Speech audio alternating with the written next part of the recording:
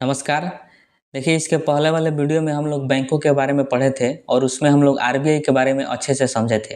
तो आज के इस वीडियो में हम लोग बैंकों के प्रकार को देखेंगे कि बैंकों का बहुत ज़्यादा प्रकार होता है कि गैर अनुसूचित बैंक क्या है, अनुसूचित बैंक क्या है।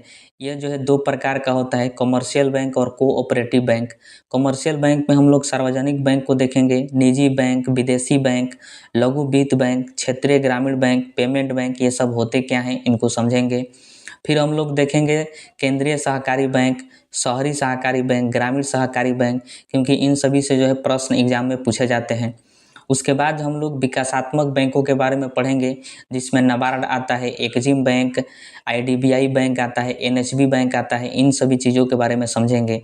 फिर हम लोग बैंकों का राष्ट्रीयकरण देखेंगे कि राष्ट्रीयकरण होता क्या है, किन किन बैंकों का राष्ट्रीयकरण हुआ, कब कब हुआ, इन सभी चीज़ों को समझेंगे। और वीडियो के लास्ट में हम लोग प्रीवियस ईयर क्वेश्चन का टेस्ट भी लगाएंगे, जो कि सभी एग्जामों के लिए महत्वपूर्ण है। तो चलिए अब वीडियो को शुरू करते हैं। देखिए, आप इसके पहले वाले वीडियो में आरबीआई एक्ट 1934 पढ़ चुके हैं। तो इसी एक्ट के तहत जो है आरबीआई द्वारा बैंकों का क्लासिफिकेशन किया गया कि बैंकों को कितने भागों में बांटा जाए। तो आरबीआई जो है वो बैंकों को मुख्यतः 2 भागों में बांटी है, एक अनुसूचित बैंक यानी शेड्यूल्ड बैंक और दूसरा नॉन शेड्यूल्ड बैंक यानी गैर अनुसूचित बैंक। ठीक है, तो आपको ध्यान रखना है कि बैंकों को कितने भागों में बांटा गया है, तो 2 भाग में, अनुसूचित बैंक और गैर अनुसूचित बैंक। अब देखिए, अनुसूचित बैंक जो होता है इसका 2 प्रकार होता है, एक होता है कमर्शियल बैंक और दूसरा होता है कोऑपरेटिव बैंक। कमर्शियल बैंक को ही वाणिज्यिक बैंक या फिर व्यापारिक बैंक के नाम से जाना जाता है और कोऑपरेटिव बैंक को सहकारी बैंक कहते हैं। अब देखिए, वाणिज्यिक बैंक जो होता है ये कई प्रकार के होता है। सार्वजनिक बैंक होता है, निजी बैंक, विदेशी बैंक, लघु वित्त बैंक, क्षेत्रीय ग्रामीण बैंक, पेमेंट बैंक। ये सब मैं आपको बताऊंगा एकदम आसान भाषा में, आपको पूरा समझ में आ जाएगा। वही सहकारी बैंक यानी कोऑपरेटिव बैंक जो होता है ये 3 प्रकार का होता है। एक होता है केंद्रीय सहकारी बैंक, दूसरा शहरी सहकारी बैंक और तीसरा होता है ग्रामीण सहकारी बैंक। ठीक है, तो आइए हम सबसे पहले जो है अनुसूचित बैंक और गैर अनुसूचित बैंक को समझते हैं कि ये दोनों क्या होते हैं। देखिए, भारत सरकार द्वारा जो आरबीआई एक्ट 1934 लाया गया था उसमें जो है बहुत सारी अनुसूचियाँ थी। उसी में से जो दूसरे नंबर की अनुसूची थी उसमें जो है कुछ बैंकों को शामिल किया गया था आरबीआई के द्वारा। तो दूसरी अनुसूची में जिन बैंकों को शामिल किया गया था उन्हीं बैंकों को जो है अनुसूचित बैंक कहा जाता है। आरबीआई ने बाकायदा एक लिस्ट जारी किया जिसको दूसरी अनुसूची कहते हैं और उसमें उसने जो है बहुत सारे बैंकों को ऐड किया और कहा कि इस अनुसूची में जो भी बैंक हैं वह जो है अनुसूचित बैंक है और जो बैंक इस अनुसूची में नहीं है वह गैर अनुसूचित बैंक हो जाएंगे। और आरबीआई का ये मानना था कि जो दूसरी अनुसूची में बैंकों को शामिल किया गया है वह सभी बैंक जो है हमसे लेन देन कर सकते हैं, यानी आरबीआई से लेन देन कर सकते हैं। कभी भी जब चाहे तब वो लोन ले सकते हैं, जब वो चाहे तब लोन दे सकते हैं, यानी आरबीआई से लेन देन कर सकते हैं। वही गैर अनुसूचित जो बैंक है यानी जो दूसरी अनुसूची में शामिल नहीं है वह आरबीआई से लेन देन नहीं कर सकते, आरबीआई से लोन प्राप्त नहीं कर सकते हैं। वही आप सीआरआर पढ़ चुके हैं। सीआरआर क्या होता है? Cash reserve ratio. जो भी बैंक है वो अपना अतिरिक्त धन जो है आरबीआई के पास ले जाकर जमा करते हैं, कुछ परसेंटेज आरबीआई के पास जमा करते हैं। तो जो अनुसूचित बैंक होते हैं वही जो है अपना अतिरिक्त धन सीआरआर के रूप में आरबीआई के पास ले जाकर जमा करते हैं। लेकिन जो गैर अनुसूचित बैंक होते हैं वह सीआरआर के रूप में आरबीआई के पास पैसा जमा नहीं करते हैं, वह अपने पास ही जमा कर लेते हैं। इससे क्या होता है कि आरबीआई उनको लोन नहीं देती है क्योंकि वो दूसरी अनुसूची में शामिल नहीं है। और जो अनुसूचित बैंक है उसको जो है आरबीआई जब चाहे तब लोन दे सकती है। जब वो अनुसूचित बैंक आरबीआई से लोन मांग ले तब उसको लोन मिल जाएगा, ये फ़ायदा होता है। और जो अनुसूचित बैंक होते हैं उनका सिक्योरिटी भी हाई होता है, मतलब सुरक्षा उनका आरबीआई करती है। उनके ऊपर जो है आरबीआई का हाथ होता है, यानी वो कभी भी डूब नहीं सकते जो अनुसूचित बैंक होते हैं, क्योंकि उनके ऊपर आरबीआई का हाथ है। जब भी वो डूबेंगे तो आरबीआई उनको बचा लेगा। अब डूबने का मतलब क्या होता है कि उनके पास पैसा जब खत्म होने लगेगा तो आरबीआई जो है आरबीआई उनको लोन दे देगी जिससे वो फिर से जीवित हो जाएंगे। लेकिन वही गैर अनुसूचित बैंक होते हैं इनका जो है कोई सुरक्षा करने वाला नहीं होता है, आरबीआई भी नहीं करती है, लोन नहीं देती है। अगर बाई चांस कभी लोन दे भी दे आरबीआई गैर अनुसूचित बैंकों को, तो ब्याज दर हाई रख देती है जिसको ये चुका नहीं पाते हैं, और इनका कोई सुरक्षा नहीं होता है, ये कभी भी डूब सकते हैं। गैर अनुसूचित बैंक जो होते हैं वो सब हम आगे पढ़ेंगे कि कौन कौन से अनुसूचित बैंक है और गैर अनुसूचित बैंक है, ठीक है।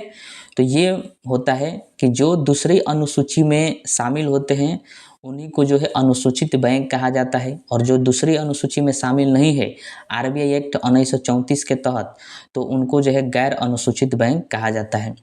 इसीलिए जो भी व्यक्ति हैं जो थोड़ा बहुत पढ़े लिखे होते हैं, तो वह जब भी अपना अकाउंट खुलवाते हैं यानी खाता, तो वो अनुसूचित बैंक में खुलवाते हैं, क्योंकि अनुसूचित बैंक जो है वो कभी डूबने वाला नहीं है, क्योंकि उसके ऊपर आरबीआई का हाथ होता है।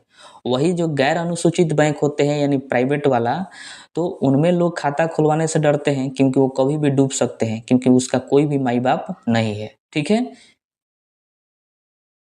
अब देखिए अनुसूचित बैंक जो होता है वो दो प्रकार का होता है, एक होता है कमर्शियल बैंक यानी वाणिज्यिक बैंक, और दूसरा कोऑपरेटिव बैंक यानी सहकारी बैंक। तो आइए अब हम पढ़ते हैं कमर्शियल बैंक को, और कमर्शियल बैंक में बहुत सारे प्रकार होते हैं, उनको भी समझते हैं। तो आइए हम समझते हैं वाणिज्यिक बैंक को। देखिए वह बैंक जो जनता का पैसा जमा करते हैं एवं उन्हें ऋण के रूप में देते हैं, तो उन्हीं को जो है कमर्शियल बैंक यानी वाणिज्यिक बैंक के नाम से जाना जाता है। इनका यही एक काम होता है कि वो जनता के पैसा को इकट्ठा करेंगे, यानी जनता जो है उनके पास अपना पैसा ले जाकर जमा करेंगे, और वह जो है उसी पैसा को किसी दूसरे व्यक्ति को लोन के रूप में दे देते हैं कुछ परसेंटेज ब्याज पर, ठीक है। और इनका जो है लाभ कमाना भी उद्देश्य होता है, क्योंकि जब हम पैसा जमा करते हैं बैंकों में, तो वह पैसा को लेकर और किसी दूसरे व्यक्ति को दे देते हैं। तो हमको देते हैं 3% ब्याज हम जमा किए हैं तो, और किसी दूसरे व्यक्ति को दे देते हैं 5% पर लोन दे देते हैं, तो उनको यहाँ पर 2% जो है फायदा हो जाता है वाणिज्यिक बैंकों को, ठीक है। वाणिज्यिक बैंकों की जननी आपको ध्यान रखना है कि बैंक ऑफ इंग्लैंड को कहा जाता है। ये कई बार प्रश्न पूछा गया है कि वाणिज्यिक बैंक की जननी किस बैंक को कहा जाता है, तो बैंक ऑफ इंग्लैंड को कहा जाता है, ठीक है, यूके का है, ठीक है। अब देखिए वाणिज्यिक बैंक जो है ये कई प्रकार के होते हैं। सार्वजनिक बैंक होता है, निजी बैंक होता है, लघु वित्त बैंक होता है, विदेशी बैंक होता है, पेमेंट बैंक होता है, इन सब के बारे में हम पढ़ते हैं। सबसे पहले हम देखते हैं सार्वजनिक क्षेत्र के बैंक। इसी को जो है सार्वजनिक वाणिज्यिक बैंक कहा जाता है यानी पब्लिक सेक्टर बैंक। यह वह बैंक होता है जिसमें 50% से ज़्यादा सरकार की हिस्सेदारी होती है। मतलब जो भी व्यक्ति इस बैंक को खोलता है तो उसमें जो है 50% से अधिक पूंजी सरकार की लगी होती है। इस वजह से सरकार का अधिकार इस पर ज़्यादा होता है, क्योंकि उसका पूंजी जो है 50% से अधिक लगा है, इसलिए सभी लोगों का होता है। इस वजह से इसको सार्वजनिक वाणिज्यिक बैंक के नाम से जाना जाता है। वर्तमान में इसकी संख्या जो है 12 है, और यह संख्या जो है बढ़ता रहता है घटता रहता है, तो इसको ध्यान रखिएगा कि फिलहाल जो है वर्तमान में सार्वजनिक वाणिज्यिक क्षेत्र की संख्या बैंकों की संख्या कितनी है, तो 12 है। कौन कौन से हैं, जैसे एसबीआई हो गया, स्टेट बैंक ऑफ इंडिया, ये सार्वजनिक क्षेत्र के बैंक हैं। Bank of Baroda, Punjab National Bank, Bank of India, Canara Bank, Central Bank of India, Union Bank of India, UCO Bank, Bank of Maharashtra, Indian Bank, Indian Overseas Bank, Punjab and Sind Bank, ये सभी bank जो है सार्वजनिक क्षेत्र के बैंक है, या फिर इन्हीं को हम लोग अनुसूचित बैंक के नाम से भी जान सकते हैं, क्योंकि अनुसूचित बैंक का ही प्रकार वाणिज्यिक बैंक है, और वाणिज्यिक बैंक का प्रकार सार्वजनिक क्षेत्र का बैंक है, तो ये सभी अनुसूचित बैंक हुए। इनमें अगर आप खाता खुलवाइएगा तो डूबने का चांस ना के बराबर होता है, क्योंकि इन सभी के ऊपर जो है आरबीआई का हाथ होता है, तो इसको ध्यान रखिएगा। एक मोस्ट इम्पोर्टेंट प्रश्न इससे पूछता है कि सार्वजनिक क्षेत्र का सबसे बड़ा बैंक कौन सा है, तो ध्यान रखिएगा एसबीआई है यानी स्टेट बैंक ऑफ इंडिया है। ये सार्वजनिक क्षेत्र का सबसे बड़ा बैंक है, क्योंकि इसके पास सबसे अधिक पूंजी है सभी बैंकों में मिलाकर, और इसका सबसे ज़्यादा ब्रांच है देश में, सबसे ज़्यादा एटीएम है, सबसे ज़्यादा इसके पास ही पूंजी है, इसलिए सार्वजनिक क्षेत्र का ये सबसे बड़ा बैंक हो जाता है एसबीआई। अब आइए हम समझते हैं निजी वाणिज्यिक बैंक और विदेशी बैंक। देखिए निजी वाणिज्यिक बैंक को ही प्राइवेट सेक्टर बैंक कहा जाता है, वह बैंक जिसमें 50% से ज़्यादा निजी कंपनियों का हिस्सेदारी होता है। मतलब जिस बैंक में 50% से अधिक पूंजी निजी कंपनियों का लगा होता है तो उसको प्राइवेट सेक्टर बैंक कहा जाता है। इसमें सरकार का कोई भी अधिकार नहीं होता है, क्योंकि सबसे अधिक पैसा तो निजी कंपनियों का ही लगा है, 50% से अधिक। इसलिए वह इन बैंकों का इस्तेमाल अपने उद्देश्य के लिए करती है, अपने लाभ के लिए करती है।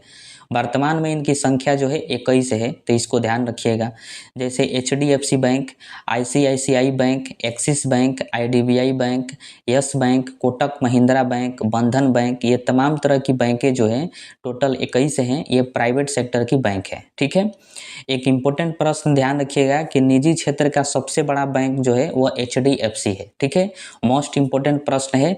यदि आपसे पूछे कि निजी क्षेत्र का यानी प्राइवेट सेक्टर का सबसे बड़ा बैंक कौन सा है, तो HDFC बैंक है। ठीक है। वही विदेशी बैंक क्या होता है, जिसको फॉरेन बैंक कहा जाता है। वह बैंक जो किसी दूसरे देश का हो लेकिन उसका ब्रांच भारत में हो तो उसको विदेशी बैंक कहा जाता है। मतलब विदेश का बैंक हो, जैसे अमेरिका का, चीन का, ब्रिटेन का, इन देशों का बैंक हो और उसका ब्रांच जो है भारत में हो तो उनको विदेशी बैंक कहा जाता है। यह भी हम कह सकते हैं कि इनका मुख्यालय किसी दूसरे देश में हो। मतलब जिस देश का वो बैंक है उसी देश में उसका मुख्यालय होगा, लेकिन ब्रांच जो है भारत में खोल दी हो तो उसको हम लोग विदेशी बैंक के नाम से जानते हैं। ठीक है। इसको जो है कंट्रोल करने का काम जो है RBI का ही होता है। भले विदेशी बैंक है लेकिन अगर भारत में कार्य कर रही है तो उस पर कंट्रोल करेगी RBI, और RBI के नियमों का ही उसको पालन करना पड़ेगा क्योंकि वो भारत में ही है। वर्तमान में इनकी संख्या जो है 44 है। मतलब 44 विदेशी बैंक, 44 देशों के विदेशी बैंक जो है हमारे देश में कार्य कर रही है अपना ब्रांच खोलकर। ठीक है। और इनकी शाखाओं की बात करें तो इन 44 बैंकों की लगभग 200 से अधिक शाखाएं हैं भारत में। ठीक है, तो इसको ध्यान रखिएगा। और यह भी ध्यान रखिएगा कि भारत में सबसे बड़ा विदेशी बैंक कौन सा है, तो स्टैंडर्ड चार्टर्ड बैंक है, जो कि ब्रिटेन का बैंक है। ये कई बार एग्जाम में पूछा गया है कि भारत में सबसे बड़ा विदेशी बैंक कौन सा है, तो स्टैंडर्ड चार्टर्ड बैंक है। ठीक है। अब आइए हम पढ़ते हैं लघु वित्त बैंक यानी स्मॉल फाइनेंस बैंक। इसकी स्थापना ध्यान में रखिएगा जुलाई 2014 में RBI के द्वारा किया गया था स्मॉल फाइनेंस बैंक का। इन बैंकों का स्थापना का मुख्य उद्देश्य होता है ग्रामीण क्षेत्रों में बैंकिंग सुविधा उपलब्ध कराना। वैसे ग्रामीण क्षेत्र जहां की बहुत बड़ी जनसंख्या जो है बैंकिंग सुविधा से वंचित है, बैंकिंग सुविधा से अछूत है, मतलब वहां पर आज तक कोई बैंक नहीं खुला, बैंकिंग सुविधा नहीं है, उन ग्रामीण क्षेत्रों में स्मॉल फाइनेंस बैंक की स्थापना किया जाता है। इसके नाम से ही क्लियर है कि यह स्मॉल फाइनेंस है, मतलब बहुत छोटा लघु वित्त बैंक है जो किसानों को, छोटे छोटे व्यवसायियों को लोन देती है, ऋण मुहैया कराती है। जैसे लघु उद्योग हो गया, कुटीर उद्योग हो गया, असंगठित क्षेत्र हो गया। हम लोग शुरू के ही वीडियो में असंगठित क्षेत्र के बारे में पढ़ चुके हैं। असंगठित क्षेत्र उन क्षेत्रों को कहा जाता है जहां पर लोगों का वेतन फिक्स नहीं होता है, नौकरी फिक्स नहीं होता है, तो उन सभी व्यक्तियों को जो है लोन देने का काम करता है स्मॉल फाइनेंस बैंक ग्रामीण क्षेत्रों में। क्योंकि ग्रामीण क्षेत्रों में देखिएगा कि बड़े बड़े जो बैंक होते हैं वह अपना ब्रांच खोलना नहीं चाहते हैं, क्योंकि वह केवल लाभ के उद्देश्य से होते हैं, क्योंकि उनको केवल लाभ कमाना होता है और ग्रामीण क्षेत्र में उतना पैसा तो है नहीं, इस वजह से उनको कोई फायदा होने वाला नहीं है, इसलिए वो बड़े बड़े शहरों में जाते हैं। इसलिए RBI सोची कि इस तरह जब तक गाँव का विकास नहीं होगा, ग्रामीण क्षेत्रों का विकास नहीं होगा, तब तक देश का विकास नहीं हो सकता है। इसलिए RBI के द्वारा जो है स्मॉल फाइनेंस बैंक की शुरुआत किया गया, ताकि ये ग्रामीण क्षेत्र में ग्रामीण लोगों को, किसानों को, छोटे छोटे व्यवसायियों को, जो छोटे छोटे उद्योग धंधा करते हैं, उनको ऋण दिया जा सके ताकि वो अपना व्यवसाय को बढ़ा सकें। और जब वो अपना व्यवसाय बढ़ाएंगे तो पूरे देश का विकास होगा, क्योंकि बड़े बड़े बैंक ये सब चाहते नहीं है, क्योंकि उनको फायदा केवल चाहिए। इसलिए RBI ने इसका स्थापना किया। ठीक है। और RBI ही इन बैंकों को कंट्रोल करती है ताकि ये डूबे नहीं, इन पर अपना हाथ रखी रहती है RBI। ये बैंक अगर चाहें तो क्रेडिट कार्ड और डेबिट कार्ड भी जारी कर सकते हैं ताकि किसानों को और ज़्यादा फायदा हो सके, वो और ज़्यादा पैसा खर्च करके अपने व्यवसाय को बढ़ा सकें। ठीक है। RBI द्वारा एक और इसमें बात निर्धारित किया गया है कि कहा गया है RBI द्वारा कि यह अपने कुल ऋण का, मतलब अपने कुल लोन का 75% प्राथमिकता प्राप्त क्षेत्र को ऋण देंगे। ये RBI द्वारा स्मॉल फाइनेंस बैंकों से कहा गया है। अब देखिए प्राथमिकता प्राप्त क्षेत्र यानी PSL क्या होता है, वैसा क्षेत्र होता है जिसे सरकार और आरबीआई निर्धारित करी रहती है कि इन क्षेत्रों का विकास करना जरूरी है ताकि ये देश में योगदान कर सकते हैं। संभावित मात्रा होता है, ये मान कर चलती है आरबीआई कि अगर हम इस क्षेत्र में विकास करते हैं तो ये देश में भी योगदान कर सकते हैं। उन्हीं क्षेत्रों को प्राथमिकता प्राप्त क्षेत्र कहा जाता है। और आरबीआई कहती है स्मॉल फाइनेंस बैंकों से कि आप जितना ऋण देते हैं, जितना आपके पास ऋण देने के लिए पैसा है, उसका 75% आप पैसा क्या करिए, प्राथमिक प्राप्त क्षेत्र में लगा दीजिए। प्राथमिक प्राप्त क्षेत्र के लोगों को लोन दे दीजिए ताकि देश का विकास हो सके। ठीक है। वर्तमान में देखिए 11 स्मॉल फाइनेंस बैंक है। कौन कौन सा है देख सकते हैं आप लोग कि एयू स्मॉल फाइनेंस बैंक है, कैपिटल स्मॉल फाइनेंस बैंक है, इक्वेटास स्मॉल फाइनेंस बैंक है, उत्कर्ष स्मॉल फाइनेंस बैंक है। उत्कर्ष जो है सबसे फेमस है, बहुत लोग इसका नाम जानते हैं। ठीक है, तो ये स्मॉल फाइनेंस बैंक होता है। अब आइए हम समझते हैं क्षेत्रीय ग्रामीण बैंक यानी रीजनल रूरल बैंक, इसी को आरआरबी के नाम से जाना जाता है। इसकी स्थापना जो है 2 अक्टूबर 1975 ईस्वी को हुआ था, ध्यान रखिएगा।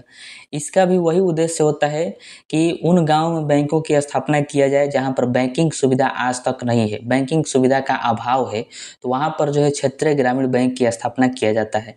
इसका मेन उद्देश्य होता है कमजोर वर्ग को सस्ते ऋण उपलब्ध कराना। मतलब जो भी ग्रामीण क्षेत्र में कमजोर वर्ग हैं, मतलब धनी मनी व्यक्ति नहीं है, उनको जो है ऋण उपलब्ध कराना, लोन उपलब्ध कराना। और कृषि के लिए ऋण देना, मतलब कृषि के लिए जो भी सामान है, जो भी वस्तुएं लगती है, उनके लिए ऋण देने का काम जो है क्षेत्रीय ग्रामीण बैंकों का होता है। और ग्रामीण इलाकों में बचत को बढ़ावा देना, मतलब बचत, लोगों के पास बचत में कुछ रहे, इसके लिए जो है क्षेत्रीय ग्रामीण बैंक की स्थापना किया जाता है आरबीआई के द्वारा। क्योंकि कोई भी बैंक है वो नहीं चाहता है कि हम ग्रामीण क्षेत्रों में अपना बैंक खोलें। तो सरकार और आरबीआई देखी कि बड़े बड़े जो भी बैंक है वो अपना ब्रांच ग्रामीण क्षेत्रों में खोलना नहीं चाहते हैं। इसलिए आरबीआई द्वारा और सरकार द्वारा जो है दिमाग लगाया गया और सरकार कही कि जो भी व्यक्ति ग्रामीण क्षेत्रों में यानी क्षेत्रीय ग्रामीण बैंक खोलेगा उसको हम 50% पूंजी देंगे। मतलब अगर कोई व्यक्ति तैयार होता है कि क्षेत्रीय ग्रामीण बैंक खोलेंगे तो उसको सरकार जो है 50% पूंजी देगी, क्योंकि बैंक तो खोलने के लिए पूंजी चाहिए, तो सरकार उसको 50% पूंजी देगी। और उसके बाद सरकार कही कि जिस राज्य में आप खोलिएगा, क्योंकि किसी न किसी राज्य में ही गांव है, तो जिस राज्य में आप खोलिएगा वह राज्य सरकार जो है आपको 15% पूंजी देगी। तो 50% केंद्र सरकार दे दी, 15% जिस राज्य में खोलिएगा वो राज्य सरकार दे दी, तो हो गया कितना, 65%। और कही कि स्पॉन्सर बैंक यानी प्रवर्तक बैंक जो होंगे वह जो है 35% देंगे।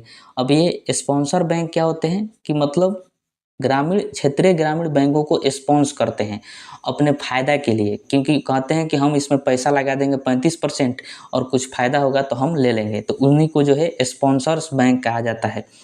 तो इस तरह से मिलाकर कुल 100% पूंजी हो जाता है। तो जो भी व्यक्ति खोलता है क्षेत्रीय ग्रामीण बैंक तो उसको जो है 100% पूंजी ऑटोमेटिक मिल जाता है केंद्र सरकार से, राज्य सरकार से और प्रवर्तक बैंकों से। ठीक है, इस प्रकार क्षेत्रीय ग्रामीण बैंकों की स्थापना होती है।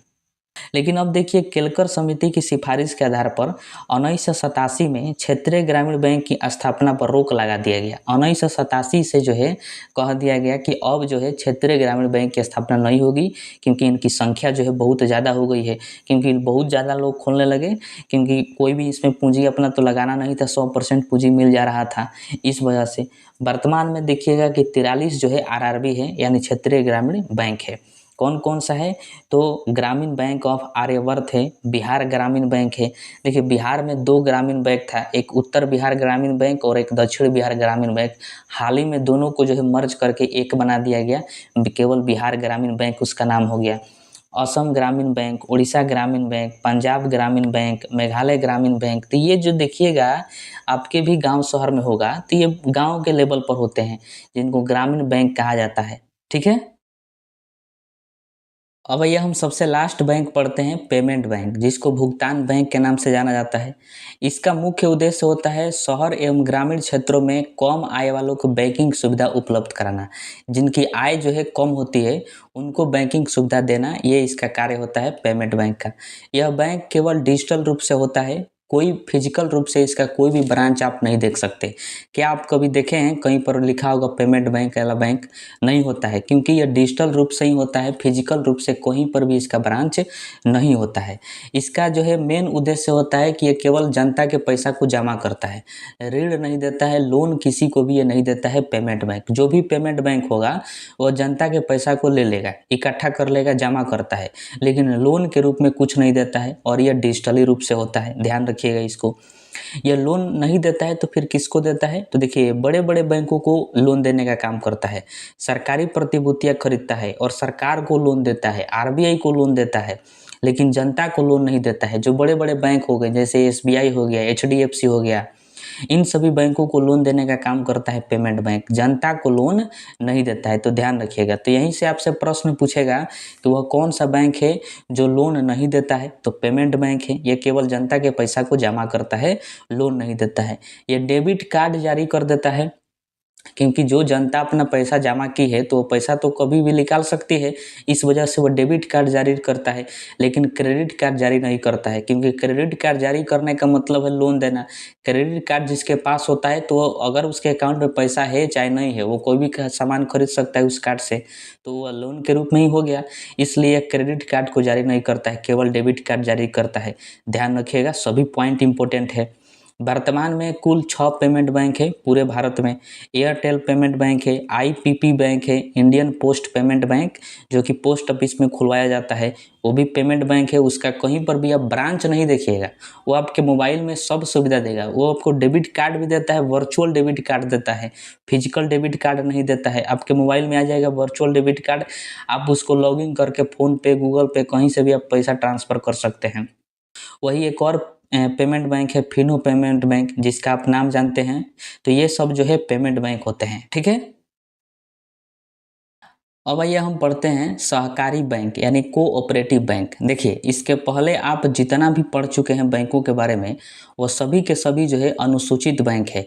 मतलब आरबीआई एक्ट 1934 के तहत जो दूसरी अनुसूची में जिन भी बैंकों को शामिल किया गया है वह अनुसूचित बैंक है। तो जितना आप इसके पहले पढ़े वो सब के सब अनुसूचित बैंक है। लेकिन अब आप जो पढ़िएगा कोऑपरेटिव बैंक, ये सब के सब जो है गैर अनुसूचित बैंक है। इनको जो है दूसरी अनुसूची में शामिल नहीं किया गया है, ये कभी भी डूब सकते हैं, इन पर आरबीआई का कोई भी हाथ नहीं होता है, ठीक है। तो देखिए, कोऑपरेटिव बैंक क्या होता है? भारत में कुछ व्यक्तियों के समूह द्वारा संचालित बैंक को सहकारी बैंक कहते हैं, यानी कोऑपरेटिव बैंक कहते हैं। इसमें क्या होता है कि कुछ व्यक्ति मिलकर जो है एक बैंक की स्थापना कर देते हैं, उसी को सहकारी बैंक कहा जाता है। जैसे मान लीजिए कि 10 लोग जो है मिलकर और एक बैंक की स्थापना कर दिए, 10 लोग शामिल हुए और एक बैंक बना दिए, उसी को कहेंगे कोऑपरेटिव बैंक। अब ऐसे ही केवल शामिल हो जाने से तो बैंक नहीं बनेगा, बैंक में लगेगा पूंजी। तो जो 10 लोग मिले हैं वही लोग जो हैं अब कुछ कुछ पूंजी लगाते हैं और उसी पूंजी से जो है एक बैंक खड़ा कर देते हैं, जिसको कोऑपरेटिव बैंक के नाम से जाना जाता है।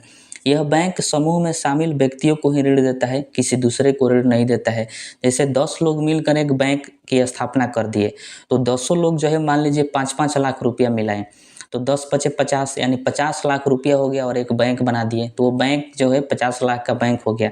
तो देखिए कि जो 10 लोग शामिल हैं उन्हीं 10 लोग का पूंजी लगा है, तो उसको कहा जाएगा कोऑपरेटिव बैंक। और जब भी लोन की आवश्यकता होगी तो वही 10 लोग उस बैंक से लोन ले सकते हैं, कोई दूसरा व्यक्ति जो है लोन नहीं ले सकता है। ये कोऑपरेटिव बैंक होता है।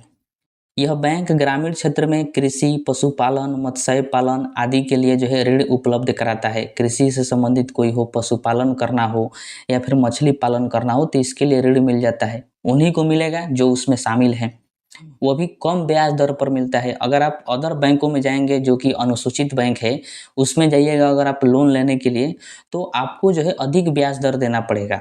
और वही अगर आप कोऑपरेटिव बैंक से लेते हैं, यानी अगर आप उसमें शामिल हैं और उससे जो है आप लेते हैं, तो आपको जो है कम ब्याज दर देना पड़ता है, तो वो कोऑपरेटिव बैंक होता है। अब देखिए, कोऑपरेटिव बैंक यानी सहकारी बैंकों का गठन जो है 3 स्तर पर होता है। कितने स्तर पर? 3 स्तर पर। एक होता है राज्य स्तर पर, दूसरा जिला स्तर पर और तीसरा होता है ग्रामीण स्तर पर। राज्य स्तर को जो है राज्य सहकारी बैंक कहा जाता है। इसका कार्य जो है राज्य स्तर पर ही होता है।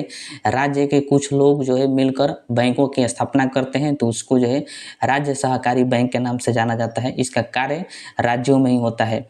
दूसरा होता है शहरी सहकारी बैंक, इसी को जो है केंद्रीय सहकारी बैंक कहा जाता है या फिर जिला सहकारी बैंक के नाम से जाना जाता है।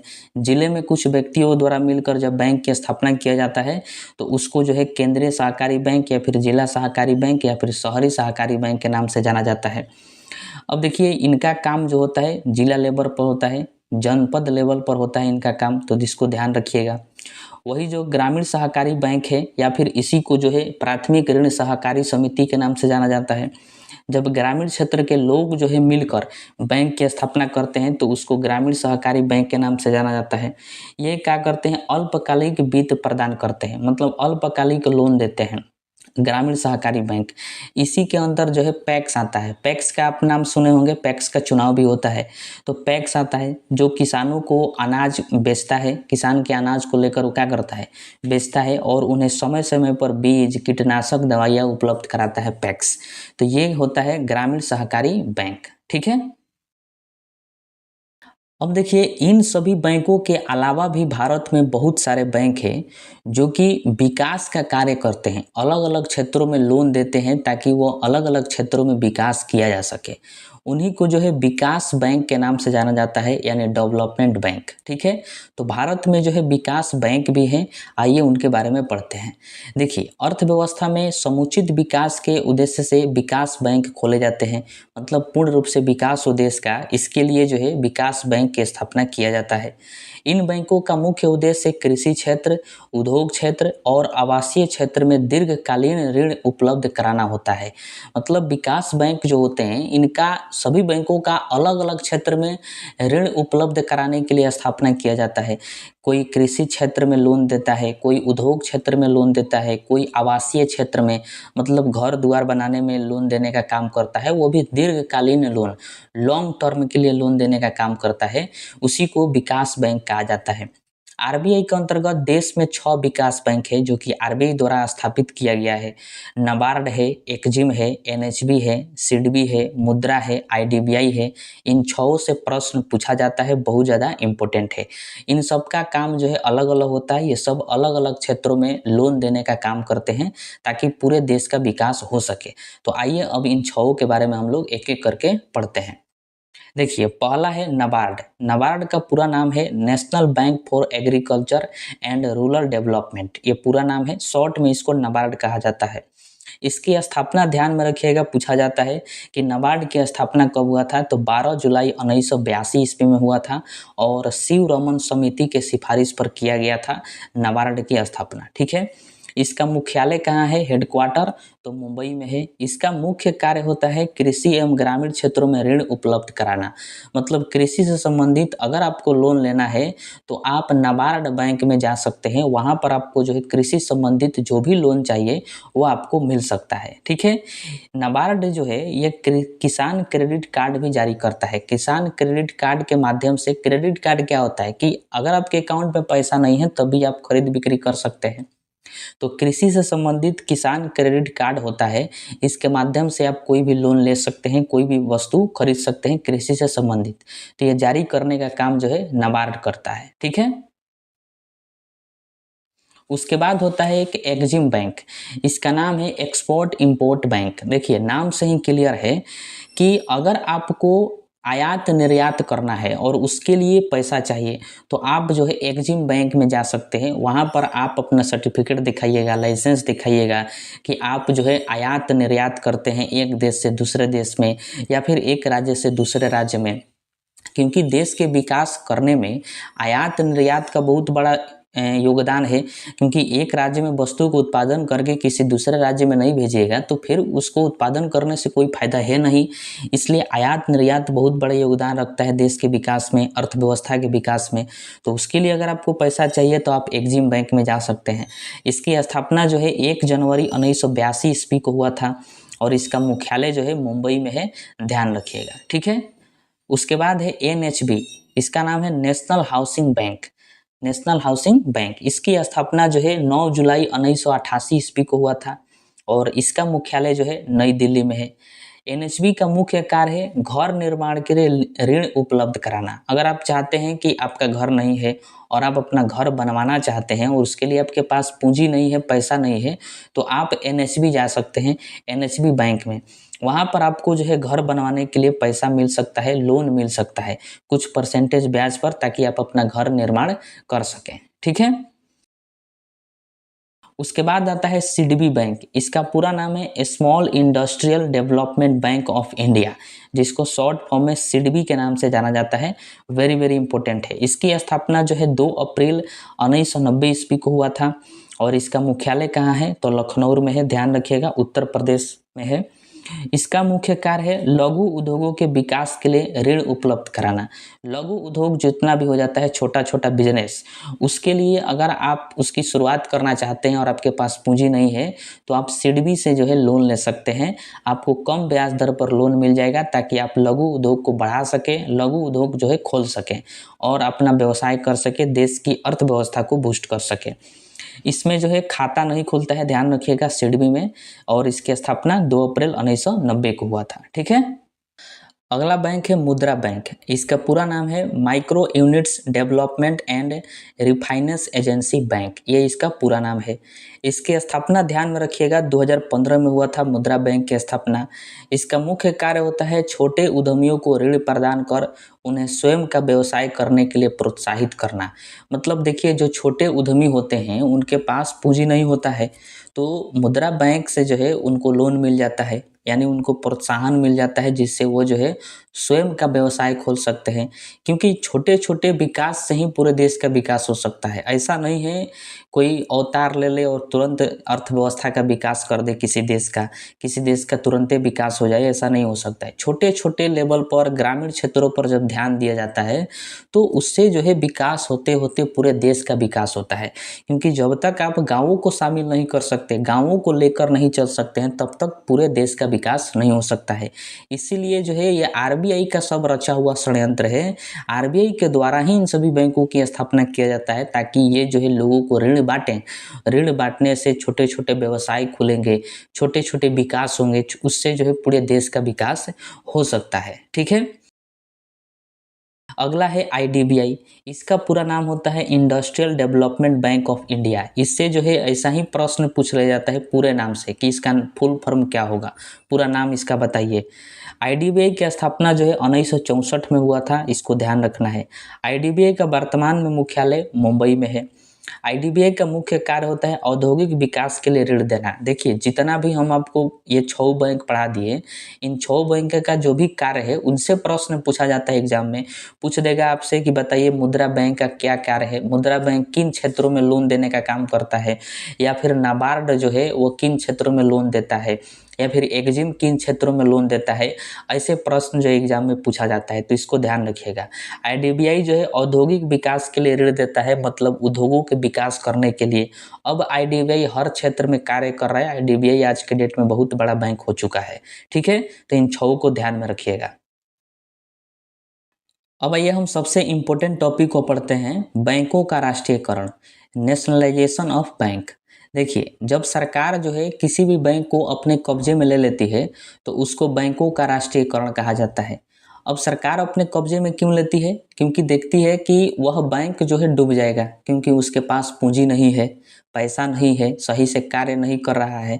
इसलिए सरकार क्या करती है कि उस बैंक में अपना 51% से अधिक पूंजी लगाती है, 51% से अधिक पैसा लगाती है और उस बैंक को अपने कंट्रोल में ले लेती है, जिसको बैंकों का राष्ट्रीयकरण कहा जाता है। ठीक है, तो ध्यान रखिएगा कि किसी भी बैंक में जब सरकार का 51% से अधिक पूंजी लगता है, तो उसको जो है सरकार अपने कंट्रोल में ले लेती है, उसी को बैंकों का राष्ट्रीयकरण कहा जाता है। ठीक है। अब देखिए, भारत में जो है सरकार के द्वारा 2 चरण में बैंकों का राष्ट्रीयकरण किया गया। क्योंकि राष्ट्रीयकरण करने के लिए सरकार के पास भी पैसा चाहिए, क्योंकि 51% पैसा लगाना पड़ेगा, तो बहुत ज़्यादा पैसे की आवश्यकता है। इसलिए सरकार के पास जब जब पैसा आया तब तब वो बैंकों की राष्ट्रीयकरण की, यानी 2 चरण में राष्ट्रीयकरण किया गया। आइए उसको समझते हैं। प्रथम चरण जो है 1969 में हुआ था, ध्यान में रखिएगा। प्रथम चरण के तहत 14 बैंकों का राष्ट्रीयकरण किया गया सरकार के द्वारा। ध्यान रखिएगा, कई बार पूछा गया है कि प्रथम चरण में कितने बैंकों का राष्ट्रीयकरण किया गया, तो 14 बैंकों का। कौन कौन से बैंक थे, तो बैंक ऑफ इलाहाबाद है, Punjab National Bank, Bank of India, Canara bank, Indian bank, Bank of Baroda, ये बहुत सारे बैंक जो है 14 गो बैंक है। अब प्रथम चरण में उन बैंकों का राष्ट्रीयकरण किया गया जिनकी कुल पूंजी जो है 50 करोड़ थी। मतलब सरकार देखी कि किन बैंकों का पूंजी जो है 50 करोड़ है, उसी को जो है अपने कंट्रोल में ले ली, क्योंकि 50 करोड़ से जो है बैंक नहीं चल सकता है। और 50 करोड़ से अधिक जिनका था उनको छोड़ दी, और जिनका भी 50 करोड़ तक पूंजी था उसको अपने कंट्रोल में ले ली। यानी वो 14 बैंक थे 1969 में, उनका राष्ट्रीयकरण कर दिया गया सरकार के द्वारा। ठीक है, वेरी वेरी इंपॉर्टेंट प्रश्न पूछा जाता है कि जब प्रथम चरण का राष्ट्रीयकरण हुआ 1969 में, उस समय भारत के प्रधानमंत्री कौन थे, तो ध्यान रखिएगा श्रीमती इंदिरा गांधी जी थी। ये पूछा गया प्रश्न है। ठीक है, वही द्वितीय चरण की बात करें तो द्वितीय चरण में राष्ट्रीयकरण जो है 1980 में शुरू हुआ, 15 जुलाई 1980 से शुरू हुआ। ठीक है, इसमें जो है कुल 6 बैंकों का राष्ट्रीयकरण किया गया द्वितीय चरण में। और किन बैंकों का किया गया, तो उस समय जिन बैंकों का कुल पूंजी जो है 200 करोड़ रुपया था, उन्हीं का राष्ट्रीयकरण किया गया। ध्यान रखिए, पहला चरण में 50 करोड़ और दूसरा चरण में 200 करोड़ जिन बैंकों का पूंजी था उनका राष्ट्रीयकरण कर दिया गया। 200 करोड़ से अधिक था उनका राष्ट्रीयकरण नहीं हुआ। ठीक है, और 6 बैंकों का राष्ट्रीयकरण हुआ। कौन कौन से बैंक थे, तो कॉरपोरेशन बैंक, पंजाब एवं Sindh bank, Andhra bank, Vijaya bank, new bank of India, oriental bank of commerce, इन 6 बैंकों का राष्ट्रीयकरण किया गया द्वितीय चरण में। और ये भी आपको ध्यान रखना है कि द्वितीय चरण के राष्ट्रीयकरण के समय उस समय देश के प्रधानमंत्री कौन थे, तो वही श्रीमती इंदिरा गांधी जी थी दोनों समय। ठीक है, और द्वितीय चरण के समय आरबीआई के गवर्नर कौन थे, तो आईजी पटेल थे। ये दोनों प्रश्न पूछा गया है। ठीक है, वर्तमान में अगर पूछे कि राष्ट्रीयकृत बैंकों की संख्या कितनी है, तो ध्यान रखिएगा 12 है, क्योंकि आप देख रहे हैं कि प्रथम चरण में 14 बैंक का राष्ट्रीयकरण हुआ और द्वितीय चरण में 6 बैंक, तो टोटल तो 20 बैंक हो गए राष्ट्रीयकृत बैंक, लेकिन वर्तमान में कितना है, 12 है। तो इसका सही सा उत्तर है कि बहुत सारे बैंकों को जो है विलय कर दिया गया, मर्ज करके एक बैंक को दूसरे बैंक में मिला दिया गया। इस वजह से जो है 20 राष्ट्रीयकृत बैंक नहीं है, कुल 12 बच गए हैं। तो इसको ध्यान में रखिएगा। अब आइए हम इन 12 बैंकों के बारे में पढ़ते हैं, क्योंकि इनसे जो है एग्जाम में प्रश्न पूछा जाता है। तो देखिए, राष्ट्रीयकृत बैंकों में सबसे पहला बैंक है एसबीआई, यानी स्टेट बैंक ऑफ इंडिया। इसकी स्थापना ध्यान में रखिएगा 1 जुलाई 1955 को हुआ था, और इसका मुख्यालय कहाँ पर है, तो मुंबई में है। और इसका राष्ट्रीयकरण कब किया गया, तो 1 जुलाई 1955 को, यानी जब इसकी स्थापना हुआ उसी वक्त जो है इसका राष्ट्रीयकरण भी कर दिया गया सरकार के द्वारा। ठीक है, और एसबीआई जो है ये भारत में सबसे अधिक इसी के पास शाखा है, कर्मचारी है, धन है, एटीएम है, सब के सब ज़्यादा जो है एसबीआई के पास ही है। सबसे अधिक ये कर्मचारी रखता है, सबसे ज़्यादा जो है ब्रांच है पूरे भारत में, सबसे अधिक पूंजी वाला बैंक भी एसबीआई है। यानी सार्वजनिक क्षेत्र का सबसे बड़ा जो बैंक है वो एसबीआई बैंक है। ठीक है, अगला है पंजाब नेशनल बैंक। इसकी स्थापना ध्यान में रखना है 19 मई 1894 को हुआ था, और लाला लाजपत राय के द्वारा किया गया था। लाला लाजपत राय जो है पाकिस्तान के थे उस वक्त, और इसका मुख्यालय जब ये बना पंजाब नेशनल बैंक तो लाहौर में था। वर्तमान की बात करें तो नई दिल्ली में इसका मुख्यालय हो गया है पंजाब नेशनल बैंक का। ठीक है, भारत का दूसरा सबसे बड़ा सार्वजनिक क्षेत्र का बैंक जो है वो पीएनबी है, यानी पंजाब नेशनल बैंक है, और पहला है एसबीआई। ठीक है, अगला है बैंक ऑफ बड़ौदा। इसकी स्थापना जो है 1908 ईस्वी में हुआ था। इसका मुख्यालय बड़ौदा में है। बड़ौदा जो है गुजरात में है, गुजरात का एक शहर है, वहाँ पर इसका मुख्यालय है। यह तीसरा सबसे बड़ा सार्वजनिक क्षेत्र का बैंक है, बैंक ऑफ बड़ौदा। तो इसको ध्यान रखिएगा, क्योंकि प्रश्न पूछा जाता है कि सार्वजनिक क्षेत्र का सबसे बड़ा बैंक कौन सा है, सार्वजनिक क्षेत्र का दूसरा सबसे बड़ा बैंक कौन सा है, सार्वजनिक क्षेत्र का तीसरा सबसे बड़ा बैंक कौन सा है, ऐसे प्रश्न पूछा जाता है। अगला है कैनरा बैंक। इसकी स्थापना जो है 1906 में हुआ था, और इसका मुख्यालय जो है बेंगलुरु में है, ध्यान रखना है। उसके बाद है यूनियन बैंक ऑफ इंडिया। इसकी स्थापना 1919 ईस्वी में हुआ था, और इसका मुख्यालय जो है मुंबई में है, यूनियन बैंक ऑफ इंडिया का। अगला है बैंक ऑफ इंडिया। इसकी स्थापना 1906 में हुआ था, और इसका मुख्यालय मुंबई में है। मुख्यालय और स्थापना यही दोनों जो है पूछता है, इम्पोर्टेंट है। अगला है यूनियन बैंक। यूनियन बैंक की स्थापना जो है 1907 ईस्वी में हुआ था, और इसका मुख्यालय चेन्नई में है, तो ध्यान रखिएगा। उसके बाद है सेंट्रल बैंक ऑफ इंडिया। इसकी स्थापना 1911 ईस्वी में हुआ था और मुख्यालय इसका मुंबई में है। उसके बाद है इंडियन ओवरसीज बैंक। इसकी स्थापना जो है 1937 ईस्वी में हुआ था और वर्तमान में इसका मुख्यालय जो है चेन्नई में है। उसके बाद है यूको बैंक। यूको बैंक की स्थापना 1943 ईस्वी में हुआ था, कोलकाता में हुआ था और इसका मुख्यालय भी वर्तमान में कोलकाता में ही है, ध्यान रखिएगा इसको। पंजाब एंड सिंध बैंक, इसकी स्थापना जो है 1908 ईस्वी में हुआ था, दिल्ली में हुआ था। दिल्ली में है राजेंद्र पैलेस वहीं पर, और इसका मुख्यालय भी वर्तमान में दिल्ली में ही है। और सबसे लास्ट है राष्ट्रीयकृत बैंक, बैंक ऑफ महाराष्ट्र। इसकी स्थापना जो है 1935 ईस्वी में हुआ था और इसका मुख्यालय है पुणे में। ठीक है, तो इन 12 राष्ट्रीयकृत बैंकों के बारे में आप ध्यान रखिएगा, इनके स्थापना और मुख्यालय जो है पूछा जाता है। अब आइए हम एक महत्वपूर्ण पॉइंट को समझते हैं जो कि बहुत ज़्यादा इम्पोर्टेंट है। नॉन बैंकिंग फाइनेंशियल इंस्टीट्यूशंस, यानी गैर बैंकिंग वित्तीय संस्थाएं, ये क्या होती है? देखिए, वैसी वित्तीय संस्थाएं जो बैंक नहीं है लेकिन बैंक की तरह कार्य करती है, तो उसको जो है गैर बैंकिंग वित्तीय संस्थाएं कहा जाता है।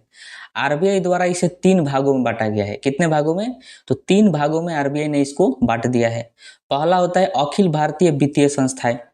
इसमें जो है 4 बैंकों को शामिल किया जाता है। एक्जिम बैंक यानी एक्सपोर्ट इंपोर्ट वाला बैंक, नाबार्ड बैंक कृषि क्षेत्र वाला बैंक, और एनएचबी बैंक यानी हाउसिंग लोन वाला बैंक, और सिडबी बैंक। इन 4 बैंकों को जो है अखिल भारतीय वित्तीय संस्थाएं में शामिल किया जाता है। तो ये चारों बैंकों के बारे में हम लोग बहुत पहले ही पढ़ चुके हैं। इससे आपसे प्रश्न पूछेगा, कहेगा कि बताइए कौन अखिल भारतीय वित्तीय संस्थाएं हैं। इन चारों में से कोई ऑप्शन रहेगा या फिर चारों ऑप्शन रहेगा। ठीक है, वही दूसरा भाग है प्राथमिक डीलर। प्राथमिक डीलर के बारे में भी याद करिए, हम लोग बहुत पहले ही पढ़ चुके हैं, जिसमें बहुत सारे बैंक और कंपनियां शामिल होती है, वही प्राथमिक डीलर होता है। और तीसरा भाग है गैर बैंकिंग वित्तीय कंपनियां। तो आइए इसके बारे में हम लोग पढ़ते हैं। देखिए, गैर बैंकिंग वित्तीय कंपनियां यानी नॉन बैंकिंग फाइनेंशियल कंपनी, जिसको शॉर्ट फॉर्म में एनबीएफसी के नाम से जाना जाता है, यह वैसे वित्तीय कंपनियां होती है जो बैंक नहीं है लेकिन बैंक की तरह कार्य करती है। मतलब ये प्राइवेट कंपनी है लेकिन कुछ कुछ ऐसा कार्य करती है जो कि बैंक करती है, इसलिए इसको जो है बैंक के रूप में जाना जाता है और गैर बैंकिंग वित्तीय कंपनियां कहा जाता है। जो कंपनी अधिनियम 1956 में रजिस्टर है उसे ही एनबीएफसी कहा जाता है, यानी नॉन बैंकिंग फाइनेंशियल कंपनी कहा जाता है। बहुत ज़्यादा इंपॉर्टेंट है, आपसे प्रश्न पूछेगा कि एनबीएफसी किसे कहा जाता है, यानी गैर बैंकिंग वित्तीय कंपनियां। तो जो कंपनी अधिनियम 1956 में रजिस्टर होती है उन्हीं को जो है गैर बैंकिंग वित्तीय कंपनियां कहा जाता है। अब देखिए, इन कंपनियों का काम क्या होता है? तो एक बहुत महत्वपूर्ण काम होता है इनका लोन देना। लोगों को क्या करना? लोन देना। बैंक भी लोन देता है और ये भी लोन देते हैं प्राइवेट कंपनी होकर, इसलिए इनको बैंक कहा जाता है, गैर बैंकिंग कहा जाता है। लेकिन ये लोगों के मांग जमा राशि स्वीकार नहीं करते, मतलब लोगों के पैसा को ये अपने पास जमा नहीं करते हैं। डिमांड ड्राफ्ट जारी नहीं करते हैं। डिमांड ड्राफ्ट के बारे में आप लोग अगले वीडियो में पढ़िएगा, जो अगला वीडियो आएगा बैंकिंग से संबंधित उसमें। और ना ही ये चेक जारी करते हैं, जैसे सभी बैंक जो है अपना चेक जारी करता है, लेकिन ये चेक जारी नहीं करते हैं, डिमांड ड्राफ्ट जारी नहीं करते हैं, लोगों के पैसा को स्वीकार नहीं करते हैं। केवल और केवल इनका एक ही काम है, लोन देना, ऋण बांटना। अब ये कौन कौन सी कंपनी है? जैसे बजाज फाइनेंस का नाम सुने होंगे आप, Mahindra finance, Krishna finance, Muthoot finance. तो ये सभी जो है गैर बैंकिंग वित्तीय कंपनियां हैं। इनका काम है केवल लोगों को लोन बांटना। अब ये लोगों को लोन जो है डायरेक्ट रूप में भी बांट सकते हैं और इनडायरेक्ट रूप में भी बांट सकते हैं। जैसे अगर कोई वस्तु आपको खरीदना है और उस वस्तु को आप खरीदने के लिए अफोर्ड नहीं कर पा रहे हैं, आपके पास उतना पैसा नहीं है। मान लीजिए कि आप एजेंसी में गए बाइक खरीदने के लिए और बाइक का दाम 1 लाख रुपया है और आपके पास 1 लाख रुपया नहीं है, 20,000 ही रुपया है। तो वहीं पर जो है इन कंपनियों का दलाल बैठे रहते हैं उसी एजेंसी में, और वह कहते हैं कि आपके पास जितना भी रुपया उतना दे दीजिए डाउन पेमेंट के रूप में, और जितना पैसा बचेगा उसके बदले हम आपको ईएमआई कर देंगे, मतलब फाइनेंस कर देंगे। आप किस्त के माध्यम से हर मंथली जो है आप चुका सकते हैं। तो वह क्या करते हैं, आपके पास 20 रुपया है, 20,000 रुपया है, तो वह 20,000 रुपया ले लेता है डाउन पेमेंट के रूप में, और तो बचा 80,000 रुपया। 80,000 रुपया जो है ये फाइनेंस कंपनियां एजेंसी को दे देती है कि तुम अपना गाड़ी का दाम रख लो और ग्राहक को गाड़ी दे दो, और 80,000 का वो क्या करते हैं, ईएमआई कर देते हैं, फाइनेंस कर देते हैं, और उसी 80,000 रुपया को जो है आपसे हर महीना ब्याज के सहित लेते रहते हैं। तो यही इनका काम होता है। तो यहाँ पर देखिए कि वो आपको डायरेक्ट 80,000 रुपया नहीं दिया, इनडायरेक्ट रुपया दे दिया, 80,000 का लोन कर दिया। तो इन सभी कंपनियों का यही काम होता है, केवल और केवल लोन देते हैं। कभी कभी जो है ये आपको डायरेक्ट फ़ोन करके, अगर आप टाइमली अपना किस्त चुका रहे हैं तो वो देखता है कि ग्राहक बढ़िया है तो आपको फ़ोन करके लोन देते हैं कि आपको लोन पास हुआ है, आप इसको उठा सकते हैं, आप लोन ले सकते हैं। तो ये डायरेक्ट भी लोन दे सकते हैं। इनका जो है बैंक की तरह खाता अकाउंट नहीं होता है, ये कार्ड जारी करते हैं। जैसे बैंक में अगर हम अकाउंट खुलाते हैं तो वो हमको क्या देते हैं, कॉपी दे देते हैं, लेकिन ये कार्ड जारी करते हैं। वर्चुअल कार्ड भी हो सकता है, फिजिकल कार्ड भी हो सकता है, तो एक कार्ड जारी करते हैं। इन सभी को जो है आरबीआई द्वारा नियंत्रित किया जाता है, इसको ध्यान रखिएगा। ये अपने पैसे बहुत सारी चीज़ों में भी इन्वेस्ट करते हैं, जैसे प्रतिभूति खरीदने में, सरकारी प्रतिभूति, म्यूचुअल फंड में भी इन्वेस्ट करते हैं, चिट फंड खरीदने में भी इन्वेस्ट करते हैं।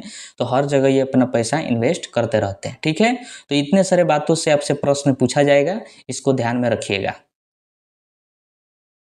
अब आइए हम इम्पोर्टेंट क्वेश्चन को देखते हैं जो कि प्रीवियस ईयर में पूछा गया है। पहला प्रश्न है कि निम्नलिखित में से कौन सा एक राष्ट्रीयकृत बैंक नहीं है। इनमें से बताना है कि कौन जो है राष्ट्रीयकृत बैंक नहीं है। तो आपको पता है कि 12 जो है राष्ट्रीयकृत बैंक है, तो इसका राइट आंसर हो जाएगा option number C, ICICI Bank जो है यह राष्ट्रीयकृत बैंक नहीं है। उसके बाद प्रश्न है कि भारत का सबसे बड़ा व्यापारिक बैंक कौन सा है, यानी कमर्शियल बैंक। तो इसका राइट आंसर हो जाएगा option number B, State Bank of India. यही जो है भारत का सबसे बड़ा सार्वजनिक क्षेत्र का भी बैंक है और व्यापारिक बैंक भी है, यानी कमर्शियल बैंक। ठीक है, अगला प्रश्न है कि किस बैंक ने सर्वप्रथम चीन में अपनी शाखा खोली थी। तो इसको ध्यान में रखिएगा, स्टेट बैंक ऑफ इंडिया जो है ये सर्वप्रथम चीन में अपनी एक ब्रांच खोली थी, स्टेट बैंक ऑफ इंडिया। ठीक है, अगला प्रश्न है कि भारत में नाबार्ड बैंक पुनः वित्त उपलब्ध नहीं कराता। मतलब नाबार्ड बैंक जो है किन किन बैंकों को पैसा नहीं देता है, लोन मुहैया नहीं कराता है। तो देखिए इसका राइट आंसर हो जाएगा ऑप्शन नंबर सी, निर्यात आयात बैंक को। निर्यात एग्जिम बैंक जिसका नाम आप सुने, एक्सपोर्ट इंपोर्ट बैंक, उसको जो है नाबार्ड बैंक लोन के रूप में कुछ नहीं देता, बाकी सभी बैंकों को देता है, जैसे अनुसूचित व्यापारिक बैंकों को, क्षेत्रीय ग्रामीण बैंकों को, राज्य भूमि विकास बैंकों को, इन सबको देता है, लेकिन आयात निर्यात बैंक को नहीं देता है। अगला प्रश्न है कि निम्न 4 विदेशी बैंकों में से जो भारत में कार्य संचालन कर रहे हैं, किस एक की सबसे अधिक शाखाएं हैं। मतलब पूछ रहा है कि भारत में कौन से विदेशी बैंक की सबसे अधिक शाखा है। तो हम लोग आगे ही पढ़ चुके हैं, इसका राइट आंसर हो जाएगा option number C, Standard Chartered Bank. इसकी जो है भारत में सबसे अधिक शाखा है, ये विदेशी बैंक है। उसके बाद प्रश्न है कि नाबार्ड पुनर्वित्त प्रदान करता है। मतलब नाबार्ड बैंक जो है वह किस क्षेत्र में लोन जो है बांटता है। तो right answer option number A हो जाएगा, कृषि एवं ग्रामीण विकास के लिए लोन बांटता है नाबार्ड। अगला प्रश्न है कि निम्न में से कौन जनपद स्तर पर कार्यरत है। जनपद स्तर का मतलब जिला स्तर पर। तो देखिए राज्य सहकारी बैंक जो है ये राज्य के लिए कार्य करता है, और केंद्रीय सहकारी बैंक यही जो है जनपद स्तर यानी जिला स्तर पर कार्य करता है। तो इसका right answer option number B हो जाएगा। उसके बाद प्रश्न है कि भारत का सार्वजनिक क्षेत्र में सबसे बड़ा वाणिज्यिक बैंक कौन सा है। तो हम लोग पढ़ चुके हैं, स्टेट बैंक ऑफ इंडिया जो है ये सार्वजनिक क्षेत्र का सबसे बड़ा बैंक है, एसबीआई। ठीक है, अगला प्रश्न है कि निम्नलिखित में से कौन भारत में व्यापारिक बैंकों की देनदारियों में सबसे महत्वपूर्ण अंश है।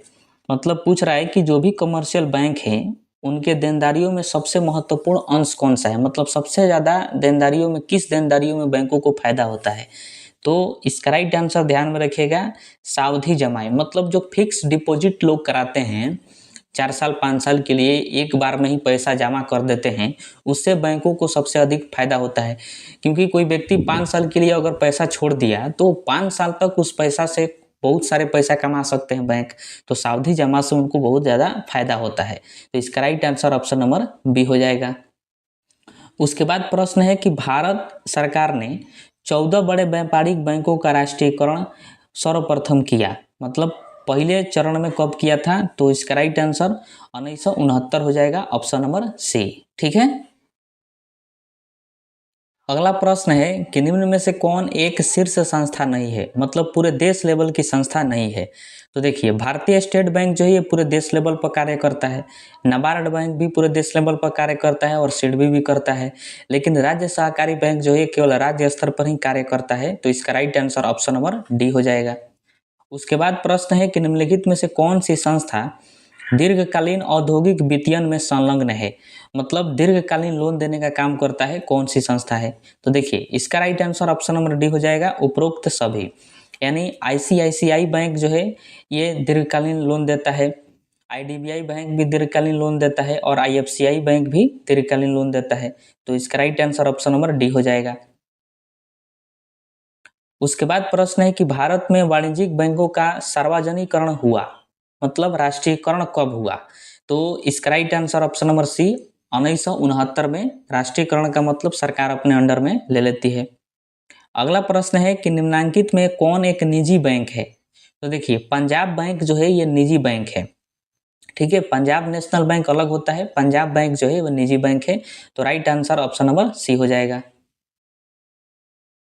अगला प्रश्न है कि भारत में सबसे अधिक शाखाएं किस विदेशी बैंक की है। तो स्टैंडर्ड चार्टर्ड बैंक की है सबसे अधिक शाखाएं। लास्ट प्रश्न है कि भारत में कृषि के लिए पुनर्वित्त प्रदान करने वाला सर्वोच्च बैंक कौन है। तो नाबार्ड बैंक है, नाबार्ड बैंक जो है कृषि से संबंधित लोन देने का काम करता है पूरे देश में, ठीक है।